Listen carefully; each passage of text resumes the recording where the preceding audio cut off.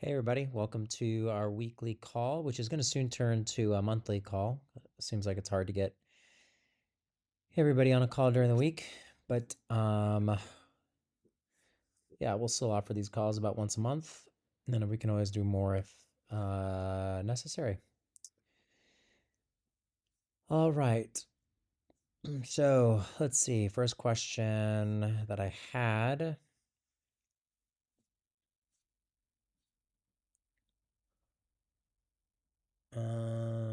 Let's see.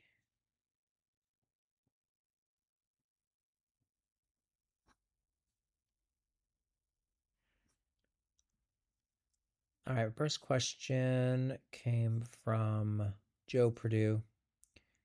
One, is there any better way to navigate the app? Seems to take 30 seconds each time. Um, so the best way to reduce time in the app is to use a manual pressure. So um, you do the personalized pressure. It will grab your limb occlusion pressure, and then just know what your limb occlusion pressure is. Then you can automatically set it by going to manual. That'll save time. You can also use a previous workout. If you know it was a lower extremity or an upper extremity exercise, go to a previous workout and then that will repeat the previous limb occlusion pressure. I would just do, I would look at it if you're working out in the morning, you choose a morning workout to mimic. Or if you're working out in the afternoon, choose an afternoon because the pressure does change based on time of day. Second question from Joe. Let's see. Is there auto regulation on the Gen 4 cuff? The answer is no. There's been no evidence to support the use of auto regulation. It does make it a little more comfortable the first few times that you use it, but doesn't seem to improve outcomes. That's been studied a few times. So we decided to keep it off because it is very heavy on the battery. And so it really drains the battery. And so we left it off the Gen 4 cuff um, for kind of simplicity and preservation of the battery. Third question, is there a Bluetooth range on the devices? Yes, I believe with the newest cuff, it's 30 feet. I believe so. I think that's right.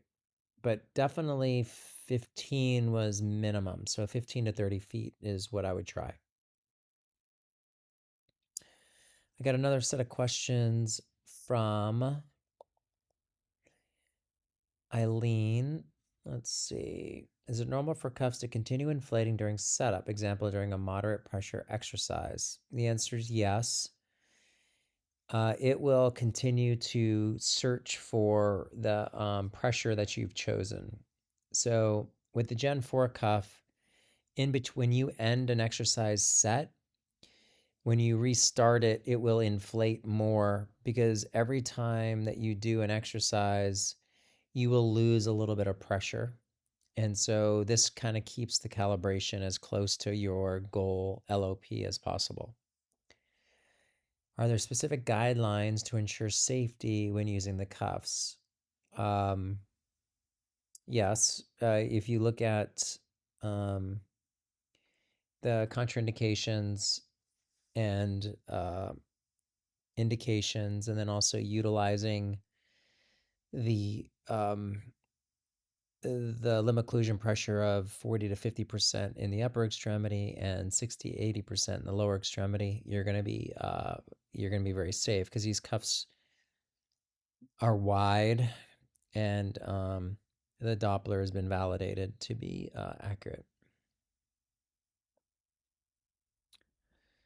I got another set of questions from Dwayne.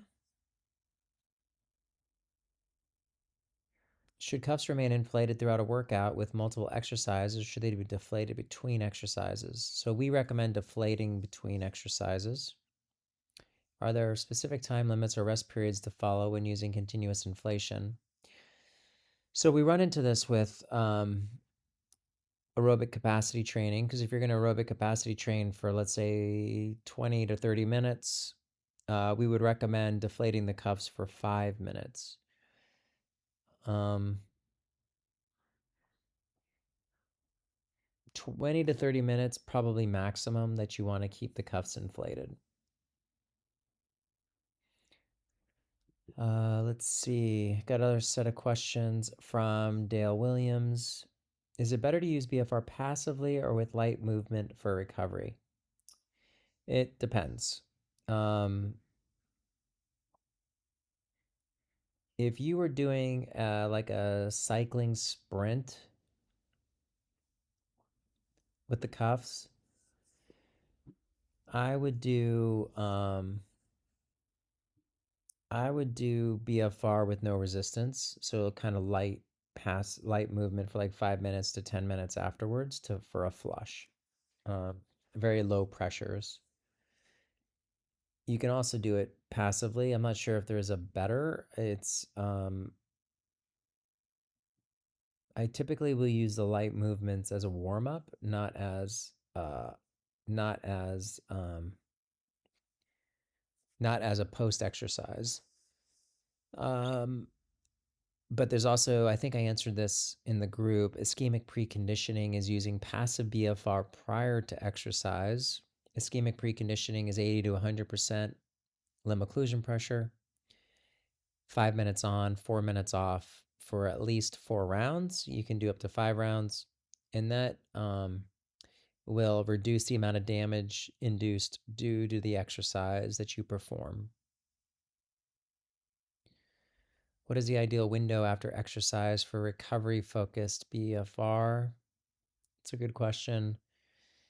I think within an hour, 45 minutes, I believe, is what literature suggests. So trying to get that passive BFR for recovery within 45 minutes.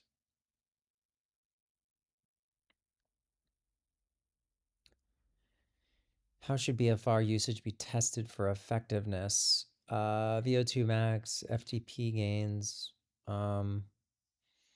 Sure, you could use those.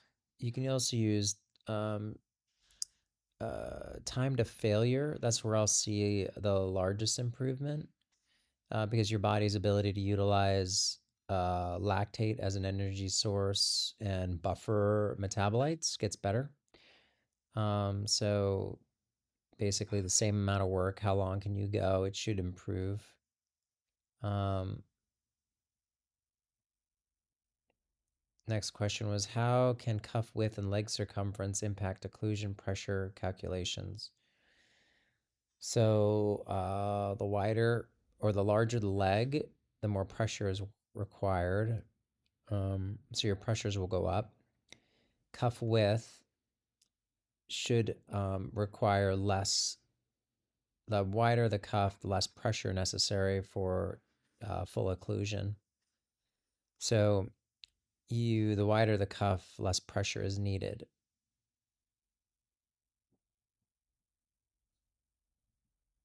Um,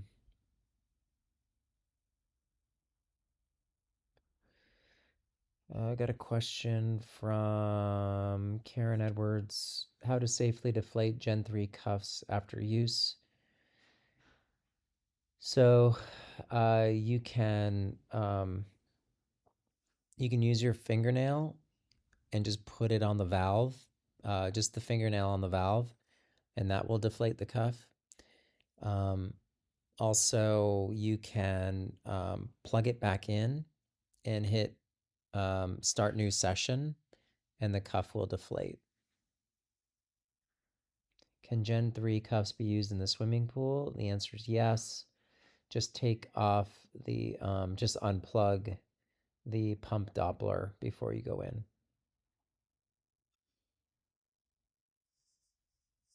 Next question. Are there guidelines for adjusting compression levels for comfort versus effectiveness? Your discomfort should never be above a 7 out of 10. Whether that's 60% or 70% or 75% or whatever that is. So that's the subjective guideline.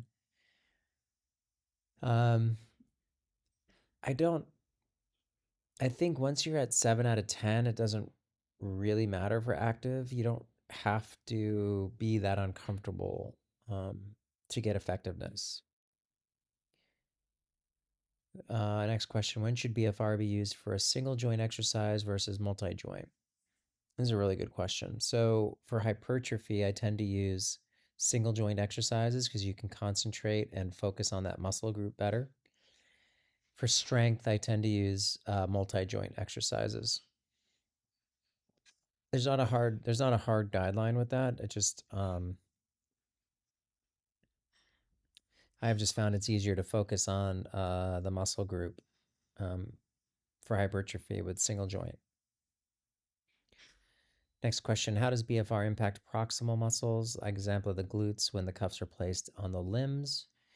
You get an effect, it's just not as strong as an effect distal to the cuff. So my tendency is to fatigue out the distal muscles first. So for example, if I'm trying to focus on the glute, I would do leg extensions, then hamstring curl, and then go to a glute bridge or hip thrust to get the max effect on the glute. So fatigue out the distal cuff, the distal muscles first, and then go for the proximal muscle.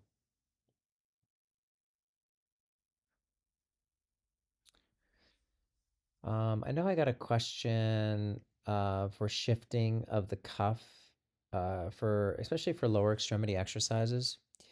If you look on the cuff, there's two little what we call ears, and those ears can be flapped on top of the cuff so that the cuff doesn't slide. So you take those out and you lay it back on. Let me go grab a cuff so I can be right back and I'll show you. Be right back.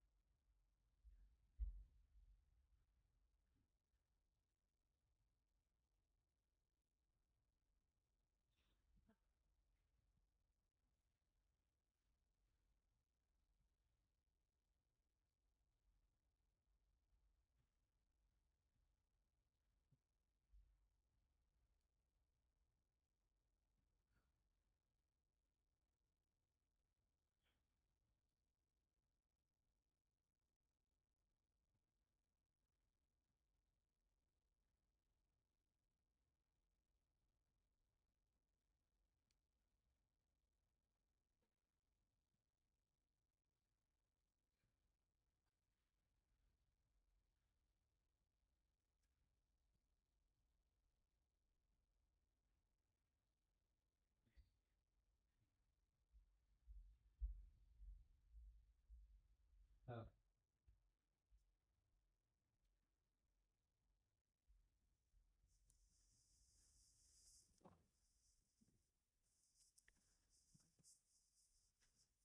Okay.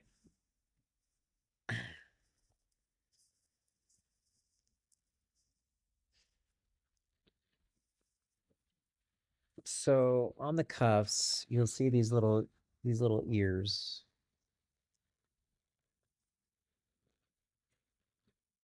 Okay. So for the lower extremity, you don't really have to do this for the upper extremity, but for the lower extremity, what you do is when you put it on,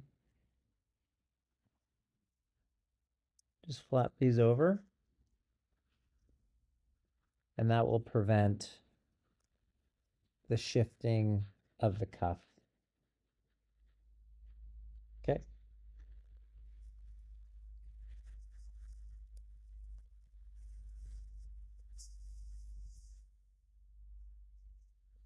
Um,